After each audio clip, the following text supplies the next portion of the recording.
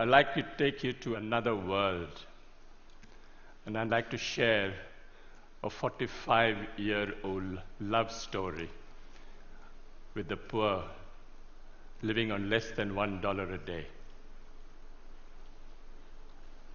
I went to a very elitist, snobbish, expensive education in India, and that almost destroyed me.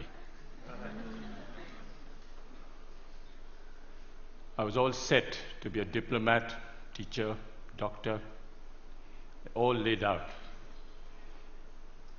I don't look it, but I was the Indian national squash champion for 3 years. The whole world was laid out for me. Everything was on my feet. Could do nothing wrong. And then I thought, out of curiosity, I'd like to go and live and work, and just see what a village is like.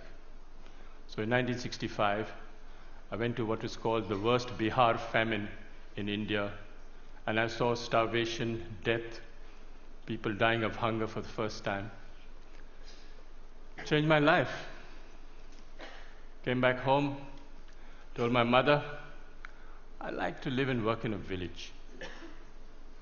Mother went into a coma. What is this? The whole world is laid out for you, the best jobs are laying out for you, and you want to go and work in a village? I mean, is there something wrong with you?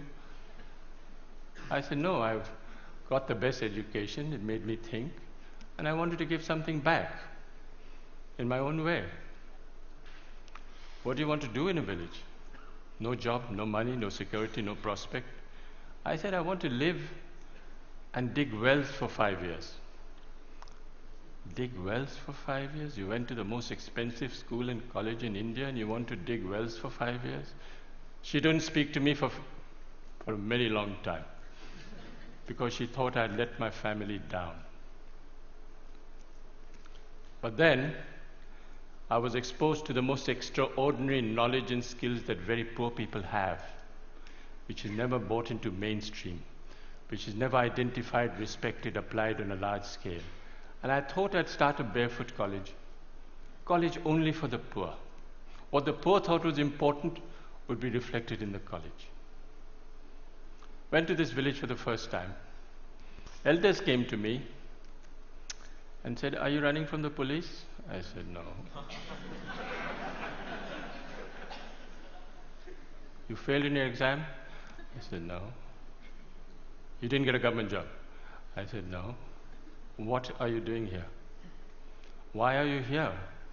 The educational system in India makes you look at Paris and Delhi and Zurich. What are you doing in this village? Is there something wrong with you you're not telling us? I said, no. I want to actually start a college only for the poor. What the poor thought was important would be reflected in the college. So then they gave me some very sound and profound advice. They said, please, don't bring anyone with a degree and qualification into your college. So it's the only college in India where if you should have a PhD or a master's, you are disqualified to come. You have to be a cop-out or a washout or a dropout to come to our college. You have to work with your hands. You have to have a dignity of labor. You have to show that you have a skill that you can offer to the community and provide a service to the community. So we started the Barefoot College and we redefined professionalism. Who is a professional? A professional is someone who has a combination of competence, confidence and belief. A water diviner is a professional. A traditional midwife is a professional. A traditional bone setter is a professional. These are professionals all over the world. You'll find them in any inaccessible village around the world. And we thought that these people should come into mainstream and show that the knowledge and skills that they have is universal. It needs to be used, it needs to be applied, it needs to be shown to the world outside that these knowledge and skills are relevant even today. So the college works following the lifestyle and work style of Mahatma Gandhi. You eat on the floor, you sleep on the floor, you work on the floor. There are no contracts, no written contracts. You can stay with me for 20 years, go tomorrow. And no one can get more than $100 a month. You come for the money, you don't come to Barefoot College. You come for the work and the challenge, you come to the Barefoot College. That is where we want you to try crazy ideas. Whatever idea you have, come and try. Doesn't matter if you fail. Battered, bruised, you start again. It's the only college where the teacher is the learner and the learner is the teacher. And it's the only college where you don't give a certificate. You are certified by the community you serve.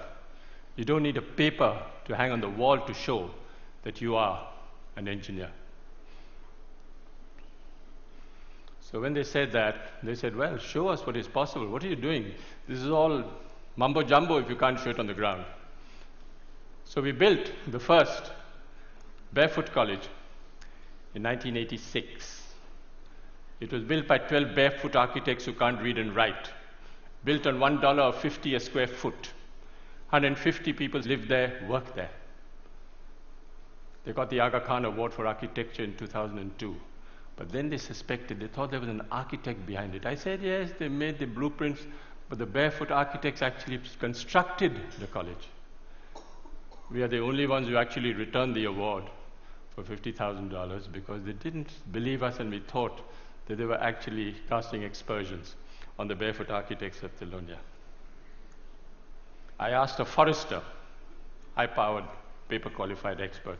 I said, what can you build in this place? He had one look at the soil and said, forget it, no way, nothing can work. No water, rocky soil. I was in a bit of a spot, and I said, okay, I'll go to the old man in the village and say, what should I grow in this pot? He looked quietly at me and said, you build this, you put this, and it'll work. This is what it looks like today. Went to the roof, and all the women said, clear out. The men should clear out because we don't want to share this technology with the men. This is waterproofing the roof. It is a bit of jaggery, bit of urine, and a bit of other things I don't know, but it actually doesn't leak. Since 1986, it hasn't leaked.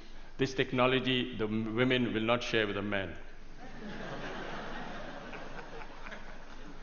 It's the only college which is fully solar electrified.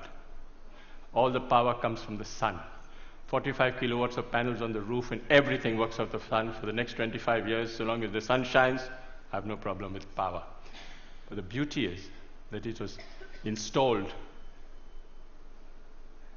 by a priest, a Hindu priest who's only done 8 years of primary schooling. Never been to school, never been to college. He knows more about solar than anyone I know anywhere in the world. Guaranteed. Food, if you come to the Barefoot College, is solar cooked. But the people who fabricated that solar cooker are women. Illiterate women who actually fabricate the most sophisticated solar cooker. It's a parabolic Scheffler solar cooker. Unfortunately, they're almost half German. They're so precise. You'll never find Indian women so precise. Absolutely to the last inch, they can make that cooker. And we have 60 meals twice a day of solar cooking. We have a dentist. She's a grandmother, illiterate, who's a dentist. She actually looks after the teeth of 7,000 children. Barefoot technology. This was 1986, no engineer, no architect thought of it, but we are collecting rainwater from the roofs. Very little water is wasted. All the roofs are connected underground to a 400,000 liter tank, and no water is wasted. If we have 4 years of drought, we still have water in the campus.